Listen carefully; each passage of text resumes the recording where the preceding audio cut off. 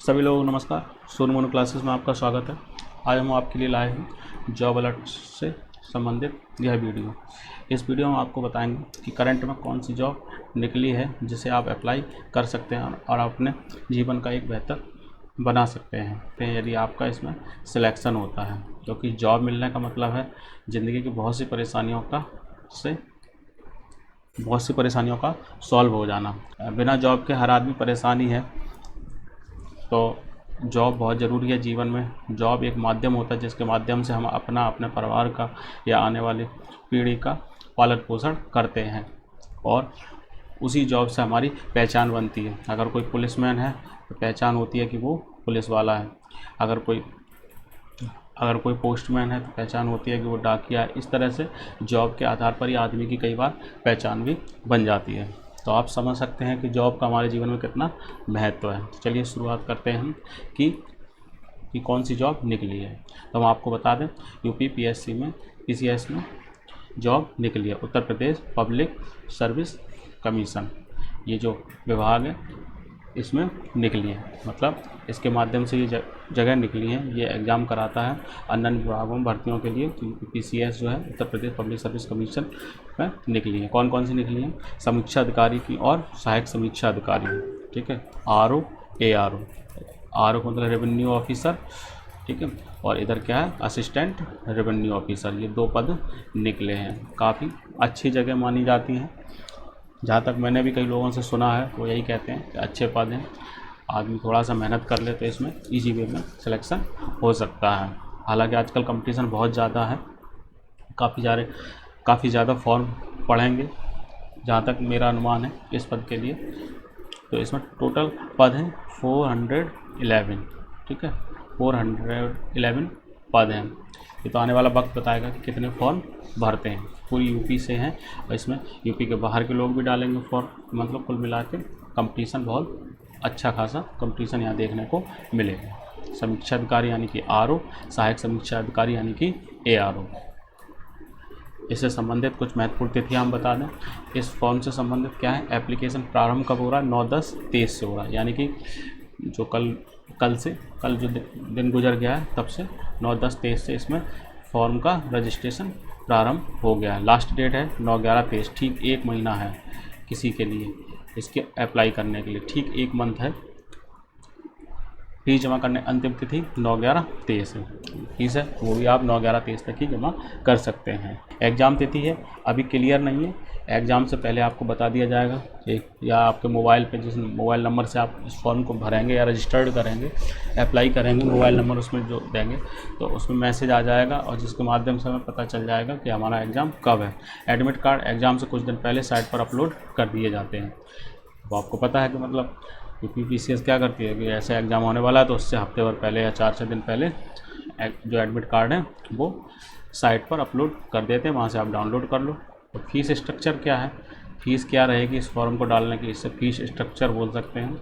तो general, OBC, EWS, ये 3 category हैं। जनरल कैटेगरी, ओबीसी और ईडब्ल्यूएस, ये 3 लोग हैं जो जनरल पे अप्लाई करेंगे वो 125 रुपये पे करेंगे। एससी एसटी के कैंडिडेट के लिए 65 रुपये लगेंगे। और पीएच कैंडिडेट, पीएच का मतलब जो फिजिकली हैंडीकैप होते हैं, पीएच शॉर्ट में, और फुल फॉर्म है फिजिकली हैंडीकैप जो पर्सन है या जो दिव्यांग जन है उनके लिए जो फ़ीस है वो 25 रुपये है। माध्यम क्या होगा? फीस जमा करने का माध्यम ऑनलाइन हो सकता है और ऑनलाइन में कई सारे वे हैं। आप यूपीआई से कर सकते हैं, क्रेडिट कार्ड से कर सकते हैं, डेबिट कार्ड से कर सकते हैं। Credit card, debit card 2 card होते हैं, सभी की जानकारी होगी। नेट बैंकिंग के माध्यम से कर सकते हैं। और एक ये ऑप्शन होता है ऑफलाइन के लिए, चालान माध्यम। क्या होता है कि अगर आप मान लो ऑनलाइन नहीं कर पा रहे या किसी वजह से साइट बिजी जा रही है पेमेंट की और ऑफलाइन ट्रांजैक्शन नहीं हो पा रहा है, तो आप क्या करेंगे, उसमें एक क्रिएट ऑप्शन आता है चालान के लिए। चालान आप उसमें से डाउनलोड कर लें, उसमें आपकी जो डिटेल फिल है वो ऑटोमेटिक उसमें से आ जाएगी। आपका नाम, आपके पिता का नाम, आपका एड्रेस वगैरह ये सब आ जाएगा, आपका रजिस्ट्रेशन नंबर आ जाएगा। और एक क्यूआर कोड भी जनरेट हो सकता है या बार स्कैनर जनरेट हो सकता है। ये कोई दोनों में से कोई एक ऑप्शन जनरेट होगा और उसके माध्यम से आप उसको फॉर्म को लेकर जाएंगे किसी भी बैंक की शाखा, तो वहाँ जाएंगे, जो फ़ीस है उसमें पहले से फिलअप रहेगी। जैसे वो स्कैन करेगा तो वो उतना ही जितना रुपया उसे चाहिए और जो उसका ट्रांजैक्शन चार्ज होगा वो सब सम्मिलित होकर ही आएगा, वो सब उसमें आके उसमें आप अपने पैसों से पकड़ा दो बैंक वाले को, क्लर्क को, और वो आपका पेमेंट कर देगा। 1 दिन बाद अपडेट हो जाएगा और उसके बाद आप अगले दिन आगे की प्रक्रिया कर सकेंगे। उम्मीद है आपको यहाँ तक समझ में आ गया होगा। उम्र क्या रहेगी, एज फैक्टर क्या है इसमें, कम से कम 21 वर्ष और मैक्सिमम 40 ईयर्स। ये तो मतलब सभी कैंडिडेट के लिए, जनरल वगैरह, जनरल के लिए, ठीक है, जनरल कैंडिडेट जो हैं उनके लिए ये एज फैक्टर ये रहेगा। अब गवर्नमेंट क्या अपने हिसाब से छूट देती है अलग अलग लोगों को, तो उसी से संबंधित बता दें कि मतलब जैसे नॉर्मली आपको पता होना चाहिए एससी और एसटी जो कैंडिडेट इन्हें 5 ईयर्स का मिलता है, और ओबीसी के जो कैंडिडेट होते हैं उन्हें 3 ईयर्स का रिलैक्सेशन एज में हमेशा मिलता है।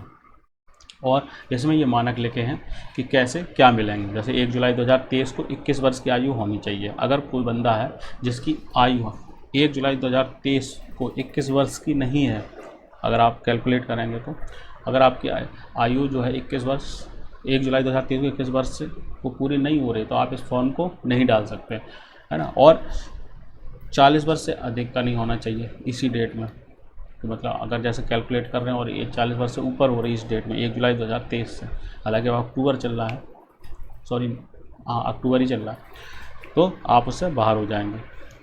ये जनरल कैंडिडेट के लिए। फिर रिलैक्सेशन है, अब जिसको रिलैक्सेशन है उसे 5 साल का, जैसे एससी कैंडिडेट को 5 साल का है तो वो इसमें +5 और जोड़ दो, ओबीसी कैंडिडेट +3 ईयर्स और जोड़ दो। इनमें लिखा है जन्म 2 जुलाई 1983 से पूर्व तथा 1 जुलाई 2002 के बाद का नहीं होना चाहिए। दिव्यांगजन हेतु अधिकतम आयु सीमा 55 वर्ष है। जो फिजिकली हैंडीकैप हैं उनके लिए 55 वर्ष आयु सीमा है, अर्थात अभ्यर्थी का जन्म 2 जुलाई 1968 के पूर्व का नहीं होना चाहिए। उसे 15 साल का रिलैक्सेशन मिल रहा है इसमें। अधिकतम आयु सीमा में छूट क्या है आगे, इसी बार उत्तर प्रदेश अनुसूचित जाति अनुसूचित के अन्य पिछड़े वर्ग के अभ्यर्थियों, उत्तर प्रदेश के परिगत खेलों कुशल खिलाड़ियों तथा उत्तर प्रदेश राज्य सरकार राजकीय कर्मचारी जो हैं, बेसिक शिक्षा परिषदीय शिक्षक, शिक्षणेतर कर्मचारी तथा उत्तर प्रदेश के अनुदानित माध्यमिक विद्यालयों में कार्यरत शिक्षकों कर्मचारियों को अधिकतम आयु सीमा में 5 वर्ष की छूट दी गई है। छूट अनुबंध होगी अर्थात 2 जुलाई 1978 के पूर्व का नहीं होना चाहिए, इससे पहले का नहीं होना चाहिए व्यक्ति। आगे इसी में जो दिव्यांग अभ्यर्थी उनके लिए 15 वर्ष से की छूट है। उत्तर प्रदेश के आपात कमीशन जिन्होंने कुछ अच्छे काम किए हैं, जिनके माता पिता ने इस टाइप उत्तर प्रदेश आपात कमीशन प्राप्त अधिकारी, कोई अधिकारी हैं, अल्पकालिक कमीशन प्राप्त अधिकारी हैं, मतलब अधिकारी थे उन्हें कमीशन ले लिया है। भूतपूर्व सैनिकों के लिए अधिकतम आयु सीमा में सेना में की गई सेवा अवधि 3 वर्ष। अब मान लो कैसे कोई फौज में था और फौज में क्या होता है 15 साल बाद उसने रिटायरमेंट ले लिया 15 वर्ष बाद, अब उसके बाद क्या है तो उसे 3 वर्ष की एक्स्ट्रा छूट और मिलेगी।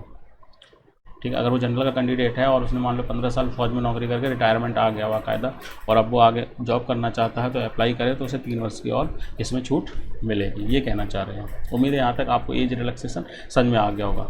हम आपको बता दें, हम यहाँ आपको विस्तृत नोटिफिकेशन नहीं बता सकते। आप एग्ज़ाम में अप्लाई करने से पहले अच्छी तरह से नोटिफिकेशन को अवश्य पढ़ लें, क्योंकि आपको पेपर देना है, आपको फॉर्म डालना है, तो आप ही उस चीज़ को बहुत अच्छे से पढ़ सकते हैं। मैं तो ये वीडियो सभी के लिए बना रहा हूँ मोटा मोटा, ताकि आपको आइडिया लग जाए कि हाँ ऐसे कुछ मानक हैं जिनमें अगर मैं ठीक बैठ रहा हूँ तो इस फॉर्म को डाल दें। आप अप्लाई करने से पहले अच्छे से नोटिफिकेशन को अवश्य पढ़ें। चलिए आगे बढ़ते हैं। इसमें पद के मुताबिक पोस्ट व क्वालिफिकेशन, मतलब पद के हैं उनके मुताबिक पोस्ट व क्वालिफिकेशन क्या है। तो पोस्ट है समीक्षा अधिकारी के उत्तर प्रदेश सेक्रेटरी, ये डिपार्टमेंट, इसमें नियुक्ति होगी, मतलब या इसमें जगह निकली। उत्तर प्रदेश सेक्रेटेरिएट जो डिपार्टमेंट है उसमें समीक्षा अधिकारी यानी कि आरओ की जो जॉब निकली है वो कितने निकली हैं 322 पद हैं। तो उसके लिए डिग्री क्या चाहिए, शैक्षिक योग्यता जो चाहिए बैचलर डिग्री किसी भी माध्यम से भारत की किसी भी मान्यता प्राप्त यूनिवर्सिटी से आप बैचलर डिग्री हो, ठीक है। समीक्षा अधिकारी यूपीएससी जो डिपार्टमेंट है उसके लिए 9 पद हैं यूपीएससी में। जो इसकी क्वालिफिकेशन उपरोक्त मतलब जो यहाँ पर लिखी है यही क्वालिफिकेशन इसमें चाहिए। समीक्षा अधिकारी बोर्ड ऑफ रेवेन्यू, इसको गलत लिख गया, बोर्ड ऑफ रेवेन्यू, तो जो बोर्ड ऑफ रेवेन्यू है उसके लिए 3 पद हैं और क्वालिफिकेशन उपरोक्त ही है। यहाँ तक तो थे सारे पद आरओ के। अब इसके बाद ये जो पद है ये है एआरओ का, असिस्टेंट रेवेन्यू ऑफिसर का। इसमें क्या है सहायक समीक्षा अधिकारी उत्तर प्रदेश सेक्रेटेरिएट डिपार्टमेंट में, ये 40। आप देखें उत्तर प्रदेश सेक्रेटेरिएट जो डिपार्टमेंट उसमें ज़्यादा पद है, 322 यहाँ है और 40 यहाँ। देखिए आरओ के यहाँ 322 और यहाँ पे 40। मतलब ज़्यादा है इनके मुकाबले। तो उपरोक्त चाहिए ही चाहिए, मतलब उपरोक्त का क्या मतलब है, बैचलर डिग्री किसी भी माध्यम से भारत की किसी भी मान्यता प्राप्त यूनिवर्सिटी से, और साथ में क्या चाहिए, ओ लेवल सर्टिफिकेट भी चाहिए ARO को।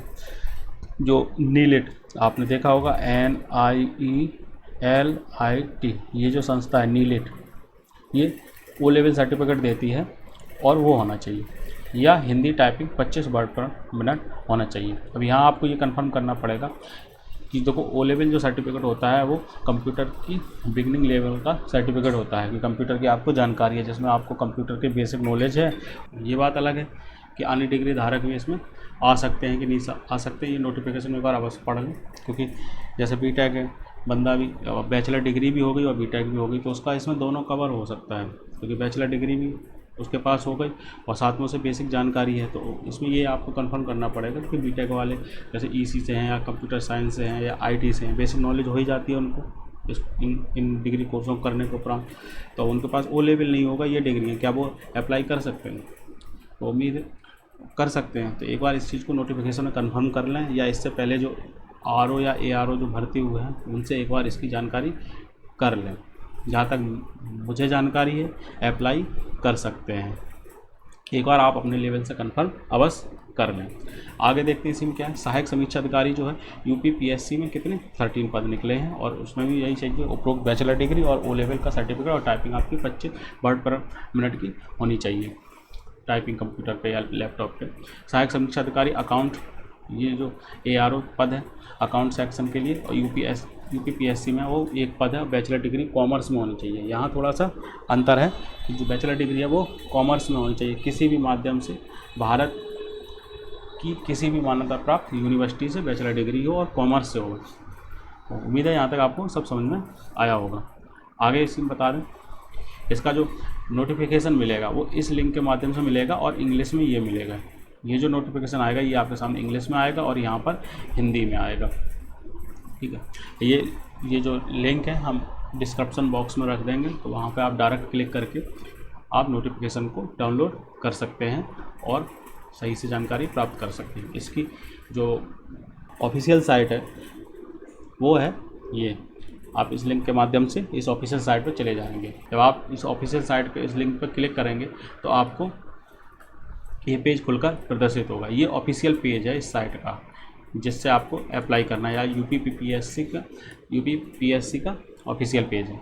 और इसमें कई सारी ये देखो टैब बने हैं बच्चों के लिए, जैसे अबाउट अस, अपने बारे में, ये होम टैब है, ये एग्जामिनेशन शेड्यूल वगैरह इसमें देते हैं, रिक्रूटमेंट क्या क्या हो रहे हैं, एक्सपर्ट्स कॉर्नर मतलब किसी की राय वगैरह इसमें डाल देते हैं, कैंडिडेट्स कॉर्नर, जो कैंडिडेट है उनका कॉन्टैक्ट अगर आप संपर्क करना चाहते हैं तो यहाँ से वो डिटेल मिल जाएगी। मिसलेनियस मतलब कई चीज़ें अलग अलग जो फॉर्म वगैरह या कोई जानकारी ये डालना चाहते हैं यहाँ पर डाल सकते हो। और OTR सेक्शन, ये जो OTR सेक्शन है ये आपके काम का OTR का है, वन टाइम रजिस्ट्रेशन सेक्शन। इसमें देखिए जब वन टाइम रजिस्ट्रेशन सेक्शन में आप जाएंगे तो ये ऑप्शन खुल के आएंगे। OTR सेक्शन में क्या क्या आएगा, user manual, sample, instant for uploading photo वगैरह, मान लो आपकी फ़ोटो अपलोड नहीं हुई तो उसके लिए, या करेक्शन करने के लिए registration, know your OTR number. और ये दो काम के आपके हैं, रजिस्ट्रेशन और OTR नंबर। मान लो अगर आपने OTR नहीं किया है, वन टाइम रजिस्ट्रेशन नहीं किया, तो आप यहाँ पे क्लिक करके रजिस्ट्रेशन कर सकते हैं। और अगर आप भूल गए हैं कि आपका रजिस्ट्रेशन नंबर क्या है, तो आप यहाँ नो योर OTR नंबर, तो यहाँ पे अपना नाम, पिता का नाम और हो सकता है डेट ऑफ बर्थ पूछे, ये तीनों चीज़ें एंट्री जब आप फिल करेंगे तो आपने इससे पहले OTR का मतलब है वन टाइम रजिस्ट्रेशन, मतलब जो कैंडिडेट अप्लाई करते रहते हैं तो उन लोग क्या एक बार रजिस्ट्रेशन कर लें, तो फ़ायदा उसका ये है कि वो लोग बार बार अपनी पूरी डिटेल उन्हें फिल नहीं करनी है। अगर वो रजिस्ट्रेशन नंबर आपके पास है जो OTR वाला है डालोगे तो आपकी सारी डिटेल एक बार में आ जाएगी और आप बहुत जल्दी फॉर्म को बस फीस जमा करो और आगे बढ़ जाओ। और नहीं तो आपको पूरा फिर से नाम डालो, पिता का नाम डालो, डेट ऑफ बर्थ डालो, हाई स्कूल के नंबर डालो, इंटर के नंबर डालो, इस तरह से पूरी प्रोसेस आपको करनी पड़ेगी। अब OTR में आपका रजिस्ट्रेशन तो सारी डिटेल पहले से फिलअप ही होगी, जैसे ही आप वो डालेंगे तो वहाँ से सारी डिटेल फैच करके आपके सामने प्रस्तुत कर देगा। जो आपको करेक्शन करना है वो करके आप आगे बढ़ सकते हैं। आगे इसी में क्या जो ये कैंडिडेट कॉर्नर है, इसमें ये सारी चीज़ें आ रही हैं, जैसे यहाँ से डाउनलोड एडमिट कार्ड, जिन जिन के एग्ज़ाम होना होगा उनका एडमिट कार्ड डाउनलोड कर सकते हैं, या डाउनलोड सिलेबस, किसी एग्ज़ाम से संबंधित यहाँ से सिलेबस उठा सकते हैं। तो इस तरह से अलग अलग टैब हैं, आप बारी बारी से आप स्वयं चेक कर लें और आपके काम की चीज़ों से देख लें।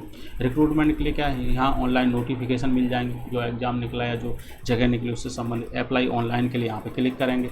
जब अप्लाई ऑनलाइन यहाँ पे क्लिक करेंगे तो आपको आगे प्रोसेस किस एग्ज़ाम को डालना है। अगर किसी इससे और अन्य एग्ज़ाम इंटरव्यू वगैरह हो रहा है तो उसके लिए यहाँ पे क्लिक करेंगे। ये अपना इस तरह से बना लेते हैं, पूरा डिटेल वगैरह ये पूरी है। रिक्रूटमेंट से संबंधित सारी जानकारी इस सेक्शन में आपको मिलेगी, यूपीपीएससी की साइट पे।